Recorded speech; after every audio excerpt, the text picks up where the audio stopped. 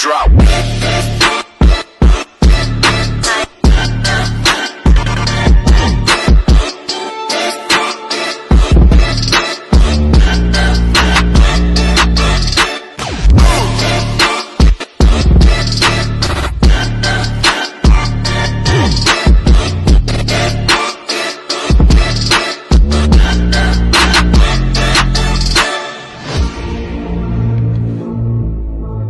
Gord Hill is an Indigenous writer, artist, and activist of the Kwakwaka'wakw Nation. He is the author and illustrator of the 500 Years of Indigenous Resistance comic book, an anti-capitalist resistance comic book, and the Antifa comic book, all three published by Arsenal Pulp Press in Vancouver, Canada, as well as the author of the book 500 Years of Indigenous Resistance, published by AK Press in Oakland, California. His art and writings have also been published in numerous periodicals, including Briarpatch, Canadian Dimension, Red Wire, Red Rising Magazine, The Dominion, Recherche amérindienne au Québec, Intotemac, Seattle Weekly, and Broken Pencil. Gord, thank you so much for joining us today. This is the group gathered a little bit earlier today to talk about about the 500 years of Indigenous resistance. I'm showing it again. You can see. Right, there it is. Yeah, so we're really happy you can join us. I thought before I ask maybe some of the participants if they have their own question, I was curious if you could give us a bit of general background on how you came to write the book in the first place. Sure. During the 1990s, I was working with the Native Youth Movement, and we were organizing direct actions and protests, but we were going to a lot of gatherings and powwows and conferences and stuff like that. And one thing I found among the young people that I was working with was there was a lot of our history of resistance that was kind of being lost already. Like Oka in 1990, the standoff at Chapatin in 1995, Ipperwash 1995, these confrontations that happened in Canada. And I felt like it was really important to maintain that history. So I started doing these short little comics, like maybe 4 or 8 page comics on 8x11 paper. And I did them in black and white. And they were the same size as the standard photocopy paper. So I was able to, you know, if we traveled somewhere and I was able to get access to a photocopier, I could make copies of all these comic zines. And so after a while, I had a collection of these comics. And then a friend of mine suggested I should add a few more chapters and try to make it like a 500 years kind of comic. So I did that. And then another friend of mine had gotten a book published at Arsenal Pulp Press. And so they offered to take my book down and see if they'd like to publish it. And they did. And that's how the first comic got published. And that's why it was in black and white. And also that's why it was the size that it was, the original edition. So that's how the comic came about. And through my organizing work and that, I just felt like the history was so important because a lot of us, we didn't really have a strong sense of the history of colonialism or anti-colonial resistance either.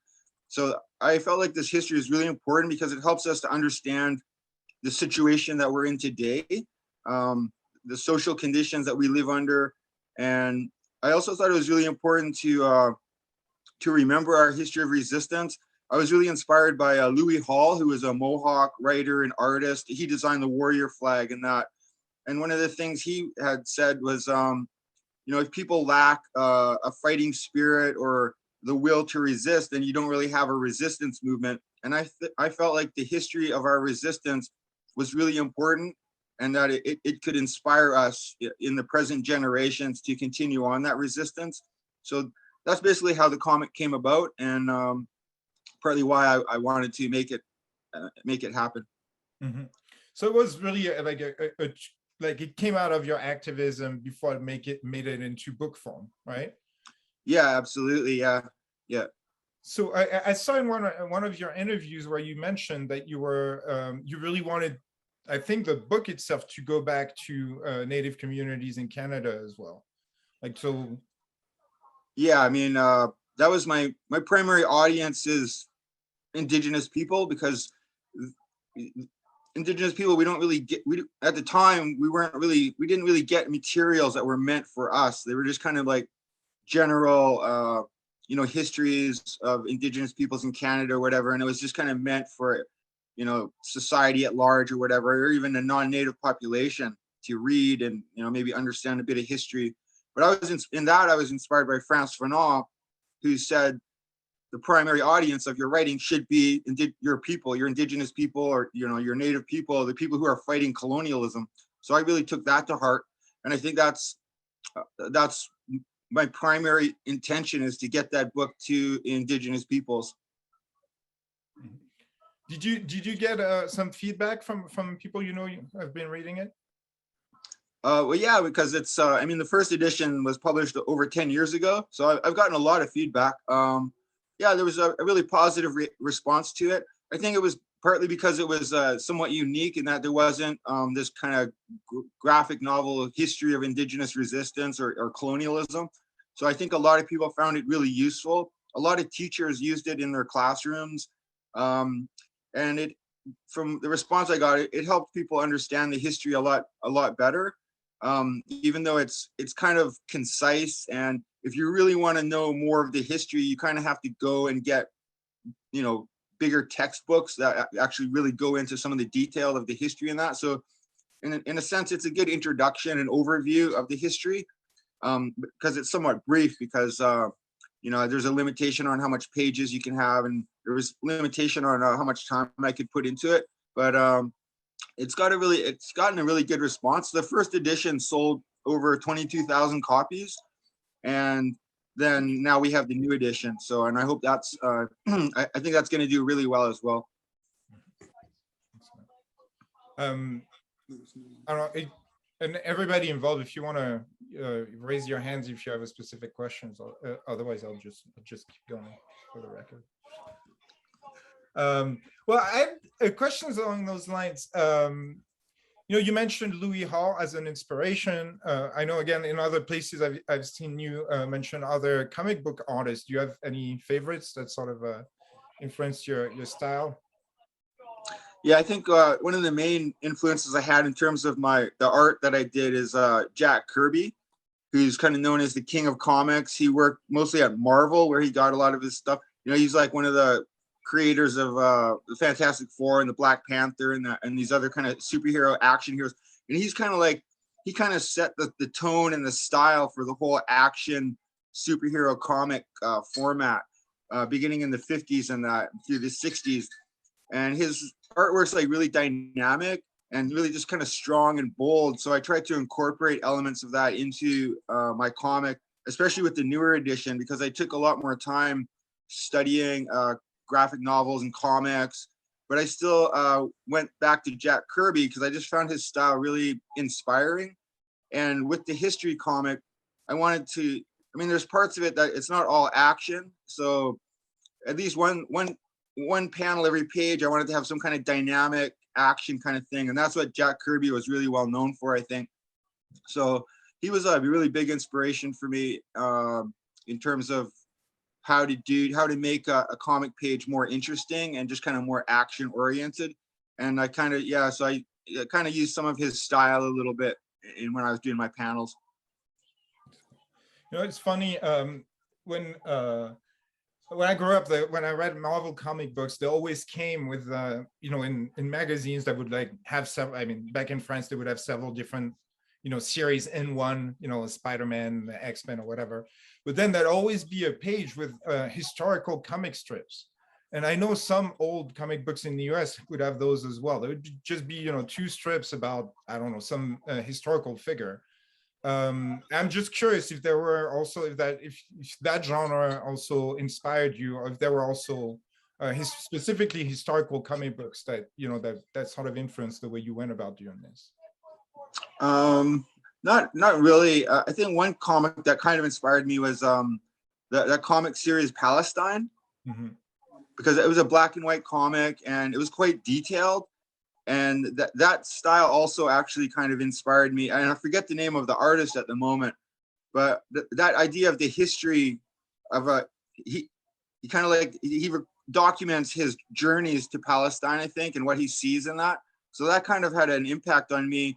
And it wasn't until years later I started doing my native history comics. But ever since I was a kid, like I read Marvel comics as well, and I really wanted to do comics, but I could never write the stories and develop characters and stuff. That just wasn't something I could get into. But when I was studying the history, then the story is already kind of written, and I just have to kind of reinterpret it for a comic format. So I found it a lot easier to research history and then make that into a comic. And I just don't really have a mind for making things up, like making up a storyline and stuff like that. So, but yeah, Palestine, that comic influenced me in somewhat in my art because it's all black and white, but also just the idea of history being a comic book now. Mm-hmm. Yeah, we were talking about Joe Sacco earlier. That's it, yeah. I'm going to add the spotlight on Anne because she has a question. Oh, hi. Okay, I typed it into the chat because I thought I might be more concise there, but I really, I was talking before you arrived about just how amazing it was to kind of take this journey across 2 continents as well as 500 years of Indigenous resistance. And so I was just curious about just the challenges of covering that many movements, that many histories within a larger history, and then also whether you would ever consider getting even more ambitious and telling the same story on a global scale, considering Indigenous movements on other continents as well. Oh, sure. Yeah, it took a lot of research. And the one thing I found from the first edition, I didn't have as much access to the historical resources because I was doing that during the 1990s and I didn't even have a computer and the internet wasn't as established with websites and stuff. So working on the second revised edition was a little bit easier in terms of getting access to these things because now there's a lot of websites, like there's Taino websites that talk about their history and their culture, but I had a really hard time finding published materials about the Taino. So that was a big difference. But overall, I mean, it was easier in the sense because I could access these histories, but then it was a lot more work because I could access all these histories and now I had to do much more research and writing the story and script and breaking it down into the comic format. So it was, but it was something I really wanted to do because I felt like the first edition, there was some really weaknesses in it. There was gaps, and I really wanted to fill those in. And I felt like my artwork had become a lot better over the years, and I really wanted to do justice to this history, and that's why the second edition came about. In terms of, I've thought of doing a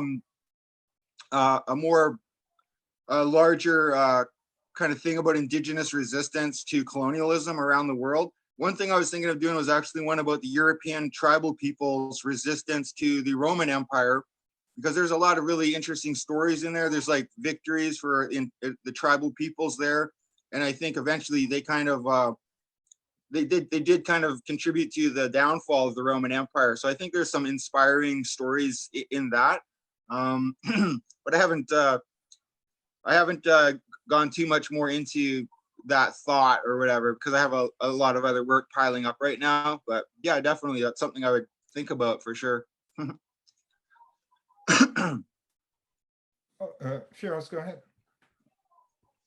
Yeah, I mean, it's extraordinary how many different civilizations you've managed to cover, and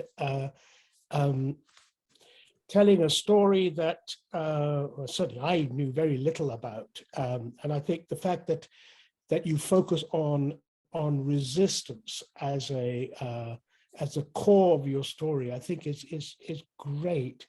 But resistance, I found that a lot of what the resistance you were talking about was military warfare. But there's also, I mean, resistance is also about organizing. And I was hoping to learn much more about organizing for resistance, because in a sense, that's where the politics comes in. And it's not merely victories on the battlefield, although they do contribute. I just wonder whether you can say more about them, whether in the future you might be unpacking some of that. Yeah, I think, yeah, you're correct. I did focus more on the military aspect of the resistance. I also I try to incorporate like tactics and a little bit of strategic thought that Indigenous peoples might have put into it, because I think there's lessons to be learned tactically and strategically, and people can be inspired by these tactics that were used as well. And definitely there's a lot of community organizing that goes on in resistance movements, like all the logistical stuff that enables warriors to be on the front lines, for example. And I think because I really wanted to highlight actually these military victories for Indigenous peoples, because I'm kind of trying to counter the colonial narrative that we were just like almost helpless victims, because that doesn't contribute to having a fighting spirit or the will to resist. So I kind of focused on that. I think if to get into that kind of those aspects of resistance, it would be a more in-depth story about maybe one Indigenous nation and its resistance to a colonial power, and then you could get into more of the intricacies of, you know, how different tribal nations had to align themselves or make alliances or break alliances in order to do this resistance, and then all the organizing, like, you know, how the food was supplied and all, and the weapons and armor and all that, the logistical type of stuff. So I think that's where that might come in more, because with the 500 years comic, I'm covering a lot of history, and I have to condense each chapter. Basically, I have to kind of condense it down, and so I took out what I thought was the most not the most inspiring, but also the most, I wanted it to be dynamic as well. And so that's where the action stuff comes in. So I can, you know, I'm kind of trying to draw readers in with a lot of the action stuff. So that's basically, was my reasoning or my thinking of why I did that. Yeah. I mean, it was one thing we were talking about a little earlier is how much we did or did not know about the different episodes you depict in your book. And I think it's pretty interesting that, I mean, the sense I think we mostly got, is he? No. Okay. Sorry, my screen was messing up. Is that depending on what it is we study or where we come from, you know, some or all of us at some angle into those stories. I mean, Anne mentioned, you know, growing up in New England and hearing a lot about the so-called Black legend, right? Like people talking about, you know, Spanish colonialism in the Caribbean and the South, in South America specifically, as opposed to maybe where, you know, countries we're closer to were involved, right? Whether they be France or England or the United States. But at the same token, you know, I'm thinking some of the stories, you know, I said I knew because I work on the Caribbean, right? So Enriquillo and, you know, what happened in Hispaniola, you know, something I'm more familiar with. So I mean, it's not really a question so much as a comment, but one thing that I thought was really interesting is precisely how, even as specific as this might seem to be, it already touches and constantly touches on the world, right? We see, you know, throughout your book, this, you know, again, Spain, France, England shows up, and other figures that, you know, sort of belong to a different history, if that makes sense. I guess I'm trying to think of how, you know, you balance what might seem like, you know, what is a communal history, but that whose import is also universal any way you look at it, right? I mean, as you say, you don't necessarily write for that audience, and yet you must have found, you know, people I mean, you know, I would say like a majority of the people here that it constantly speaks to, I'm assuming. Do you like, I mean, I'm just curious, like who, you know, I was asking for feedback earlier, thinking more specifically about Native communities that you mentioned. Do you see maybe a difference or in the way different people approach your book or talk about your book? Yeah, not really, actually. That's a good point. I haven't really heard back too much from people who's except on the Northwest Coast here, because the history of the colonialism and resistance here in the Northwest Coast, that was really obscured. It was always presented as just the fur trade. You know, the British showed up, they engaged in the fur trade. Then there was disease epidemics, and a lot of the native people died. So here on the Northwest Coast, a lot of people are kind of surprised to learn about the extent of resistance, the number of attacks on trade vessels, and the use of the Royal Navy gunboats. Like that, all that history was really kind of minimized or even kind of concealed. So, I mean, and maybe that's just because that's the area I'm in now. I get more feedback from, Indigenous peoples here in the Northwest Coast, as opposed to hearing from Taino who are like, "Oh, I never knew that about my people," or stuff like that. So it might be just my proximity right now, but yeah, I mean, I hope it has that effect, because a lot of our histories are kind of minimized or erased. So I hope a lot of Indigenous people will look at a history about their region and come away with like a better understanding of what happened, and maybe even more pride in their people because of the resistance that they engaged in, their ancestors. Yeah. John, do you want me to read the comment, or do you want to? I see a comment in the I mean, chat. sure, you can read it if you want, but I mean, I think it was just a general statement on like how, as a New Englander that is like just getting out of college and went through the high school history education, we really didn't see the other aspect and perspective of these wars. We just kind of saw the European like perspective and what we did in like the fur trade, and like you said, how it really isn't like important in our books. It really isn't brought up as like a subject we should learn about. I thought that was interesting. Yeah, I mean, I think there's your book necessarily raises the erasure that it comes to speak to, right? I mean, there's a again, I think a lot of reactions we had earlier was, what, if anything, we knew of this prior to reading your book, or, that we sort of knew around your book. I mean, I feel like, as you said, that's clearly what it's meant to address. But I guess, I want to bounce off something I saw you mention in yet another interview that I think sort of also completes what I was trying to say earlier. You mentioned you have your own background in political engagement in the anarchist movement. And you talked in other. I mean, I wonder if you could tell us, for one, about the intersection or lack thereof of those struggles, because I heard you speak about that as well. And then maybe I'll ask my other question. Okay. Yeah, go ahead. Well, the intersection between anarchism and Indigenous resistance.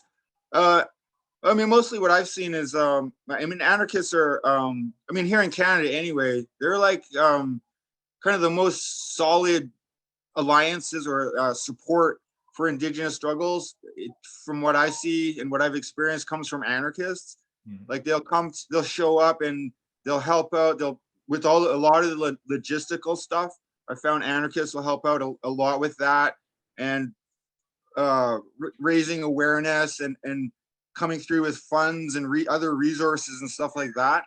And I mean, there's a lot in Indigenous culture that you can kind of see in the anarchist self-organizing and stuff like that. I mean, it's not across the board, because there were some Indigenous societies that were somewhat more hierarchical. But I mean, one thing I tried to point out in my comic was the difference between the autonomous, decentralized types of Indigenous societies, such as the Mapuche, who had probably the strongest resistance to Spanish colonialism. They were never defeated by the Spanish. And then comparing that to these larger, very hierarchical empires, such as the Inca or the Mexica, also known as the Aztec, and how these empires they seemed so strong and monolithic. And then once the Spanish arrived and basically decapitated their leadership by taking the emperor hostage, and how the empire was unable to really respond to that. But also even the tactical innovations of the Mapuche, who had a much more autonomous, decentralized form of social organization, how quickly they were able to adopt to this new enemy, the Spaniards. And they were able to come up with new tactics to counter the Spanish. Like the horse was a big deal. When it arrived in the Americas with the Spanish conquistadors, the horse was could tip the scales. Like, you might have 100 Spaniards, but they were able to defeat an army of 10,000 Mayans, for example. But the Mapuche, and I think it was because of their culture and their social organization, which was a bit more egalitarian, so they could come up with new tactics, and they eventually developed their own armor, which replicated the Spanish armor, but it was made out of thick leather. And then they developed their own cavalry, and it got to the point where they were able to defeat the Spanish cavalry in open battle. And so I see that as like kind of an affirmation of the strength of autonomous, decentralized forms of social organization, as opposed to these authoritarian hierarchies with an emperor and all this type of stuff. So that's, I guess, my response. Can I Yeah, ask? okay, go ahead. No, if you have a follow-up, go for it, Greg. I'll ask after. No, I mean, to me, it's interesting because, you know, a lot of your references make sense to me along similar lines from what I've seen you talk about. I mean, you mentioned being, you know, in the punk scene, and, you know, I'm assuming the relation between the punk scene and anarchism. And I feel like there are a lot of, as you were saying, there are a lot of interesting references to histories of resistance, to histories of decolonial struggle in anarchism, you know, peppered here and there, like around the world, right? You know, there's I mean, it's funny that there's that nexus between, you know, punk rock anarchism and decolonial struggle that I feel sort of circulates in really interesting ways, and also forms, right? I mean, I don't know if that is your background also, but you mentioned writing, you know, first creating those comic books as part of your political engagement. I feel there's a format there too, you know, the fanzines and the poster on your homepage. Yeah, definitely. Right. Yeah. I mean, I'm really interested in this. Again, I don't really have a question, but the sort of the way, you know, form matches certain type and certain political struggles, right? I mean, there's a pragmatism. Yeah. Too, right? Yeah, definitely. The zine thing, I did anarchist punk zines in the late 80s, into maybe in the late 80s. That's what I did. And so when I kind of started organizing native resistance stuff after the 1990 Oka crisis, because that's what really had a big impact on me and made me look back at my own people's struggles. And that's when I kind of made a conscious choice to focus more on Indigenous struggles than anarchism. And over the years, it became more, and that's all I really do, is the Indigenous resistance type of stuff. But definitely that anarchist politicization that I went through really informs my politics today. And yeah, definitely the zine thing. That's why I started doing these little comic zines, because I already had a background in it. And it is a really pragmatic way of distributing information.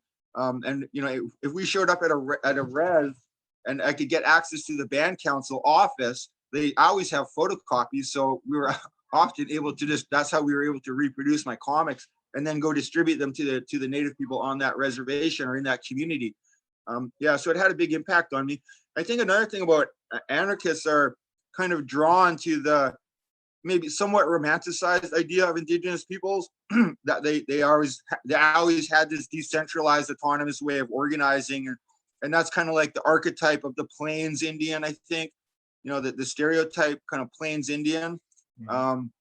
But I think that does attract anarchists because they're talking about a world without states, without masters, without rulers. So this kind of romanticized idea of how Indigenous peoples were self-organized and this type of stuff kind of draws them to it. But yeah, and it's kind of like a model for anarchists of this idea of how Indigenous peoples were organized without like super strong hierarchies and stuff like that. Although there's some real big exceptions to that, but I mean, overall, there's truth to it. And the empowerment of people in the community, as opposed to this ruler leadership clique kind of thing. I think that's also very appealing to anarchists. And I think there's Indigenous people who look at anarchism as well and are kind of inspired by this idea that there's no state, that people can self-organize themselves, and our resistance movements are all self-organized from the community and from families, really. So I think there's a lot of parallels, and I think you know, both groups can kind of learn a lot from one another, and yeah, for sure. So have you seen that happening? Because you're constant. I mean, you said maybe you've turned more towards Native struggles, you know, over time. But do you see those connections happening? Yeah, because anytime there's a big action here in Canada, anytime there's a big action by Native peoples, the anarchists are right there, always helping out, doing support work and solidarity work. I mean, the last really big mobilization we had here to shut down Canada, I mean, a lot of those actions were carried out in the urban areas, and we had a lot of Native people were involved in it, but also like a lot of anarchist or, you know, leftist people were involved in those solidarity actions, and it wouldn't have been as strong as it was without that participation from non-Indigenous peoples, and a lot of those were anarchists. Mm-hmm. Yeah, those are really interesting, you know, political connections. I mean, generally speaking, but also because, you know, I get the sense, you know, a lot of the more recent episodes in your book, and generally speaking, you know, that we, you know, that I may have heard of Native struggles, all have to do with the land and like very, very clearly ecological fights, right? That of course have a very special meaning for the different Native nations, but that are also very so clearly relevant to, I mean, or potentially relevant to everyone around them, right? I mean, there's always an economic dimension, you know, that, you know, whoever's working for what gas company or whatever. But then again, those are, you know, all you know, ecological disasters in the making, right? I mean, in that way, you would think they might speak to a broader coalition of people, and yet, you know, there's a way in which, again, the different struggles you mentioned, that they seem to be very, I don't want to say exclusively, but very community centered, with some, you know, sort of, I don't want to say outlying, but, you know, radical allies like anarchists that might be, you know, always sort of there to help. And I guess I'm curious, what do you think? And it's way beyond the purview of the book, of course, but how do you, I mean, how do you find those events, more recently speaking, maybe to a broader audience, I want to say? Because, you know, we were talking about, you know, around the No GAPL, there were also, you know, music involved, and, you know, activists being, you know, trying to spread the word on, you know, in mainstream media in the US.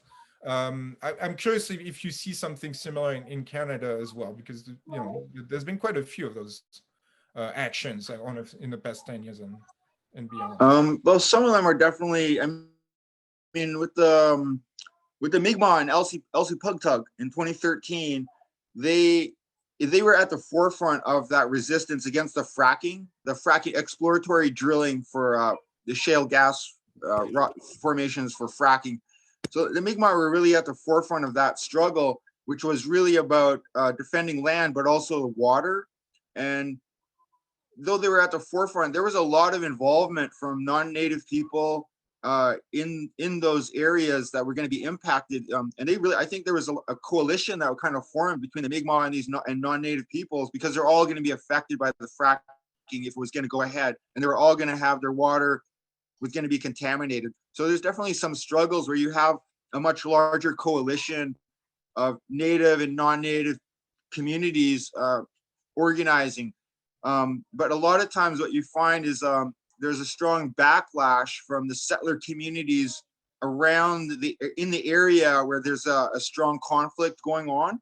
And that's the history of colonialism and white supremacy and racism. And I mean, with some of the Mi'kmaq fisheries struggles, there's been like a really strong backlash from non-Native fishermen going out and trying to confront the Mi'kmaq fishers, sabotaging their boats and this type of stuff. And then at Six Nations, there was like large mobilizations of non-Native people opposing the blockades and demanding the barricades be taken down.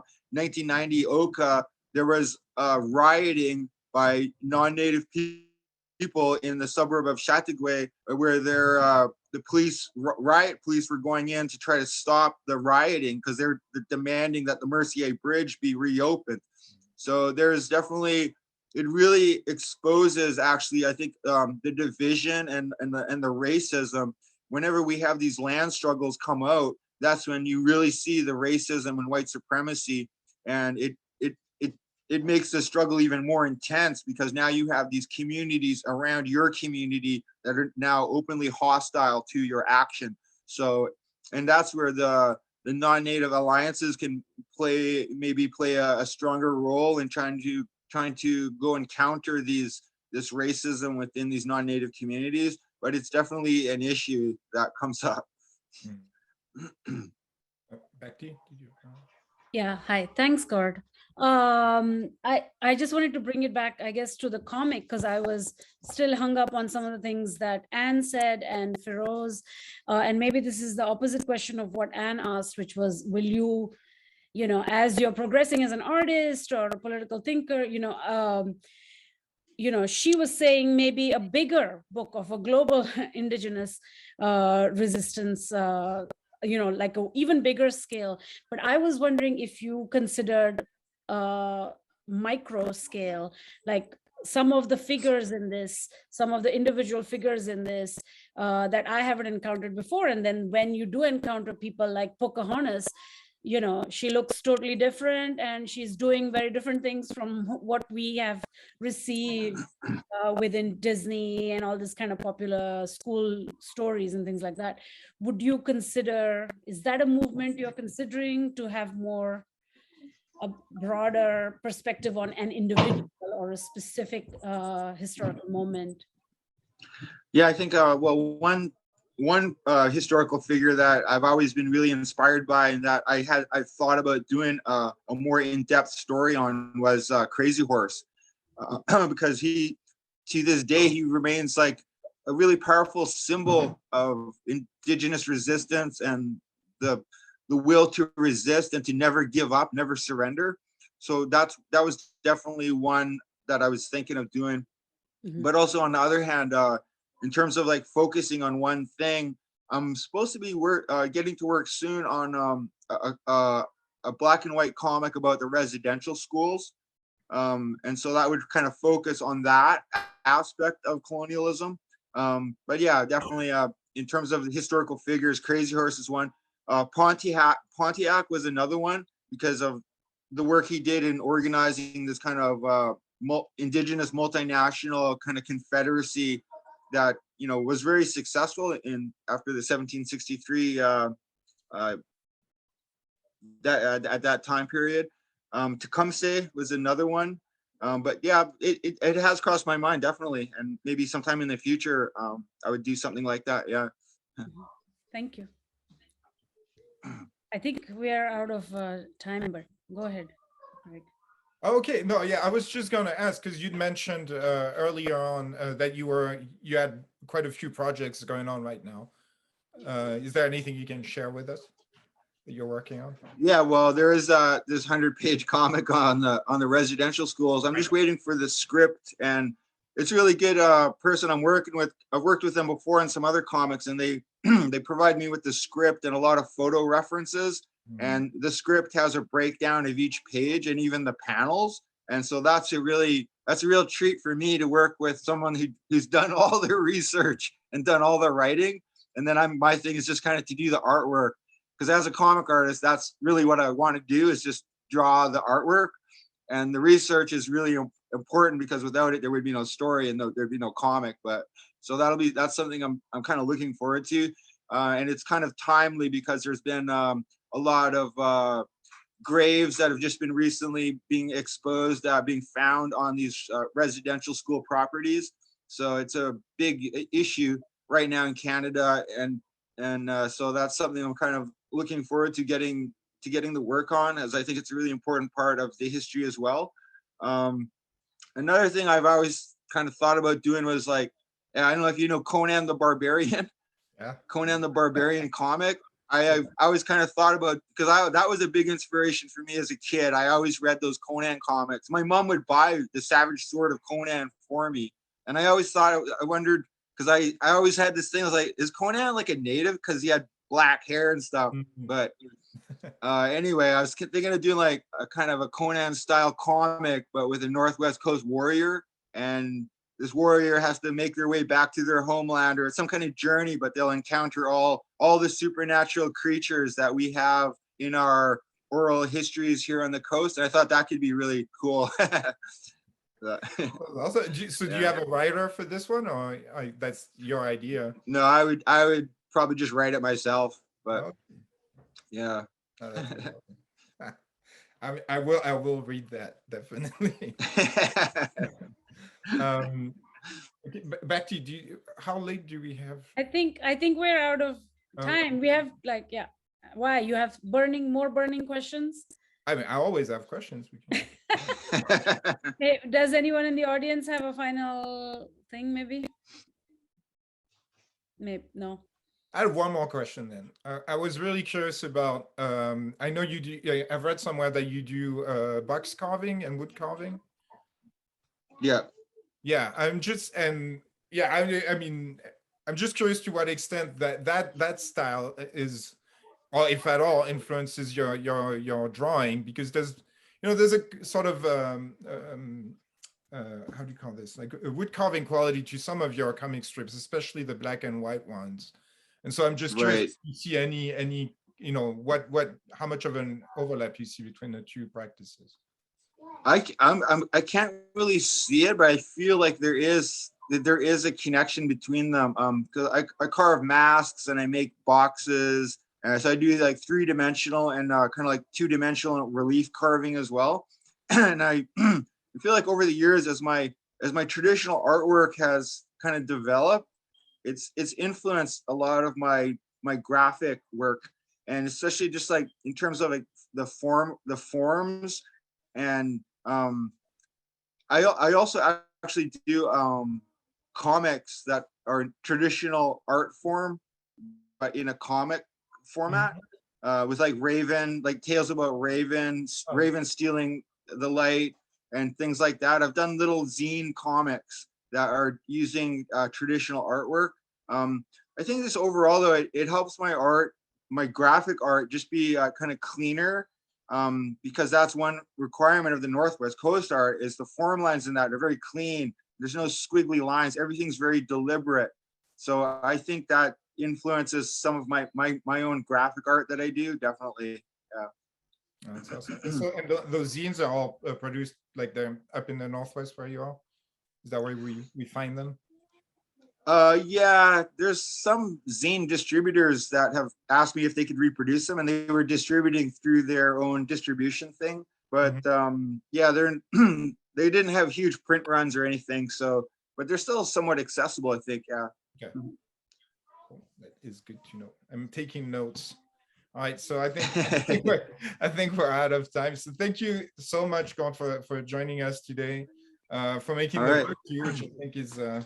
I mean, I don't know how many of us are likely to use it in class, but I could totally see having a class right around that book. So, yeah, thank you very much. Thank you so much. Well, much. thank you. Thanks for having me. Thanks, everyone. Bye. All right.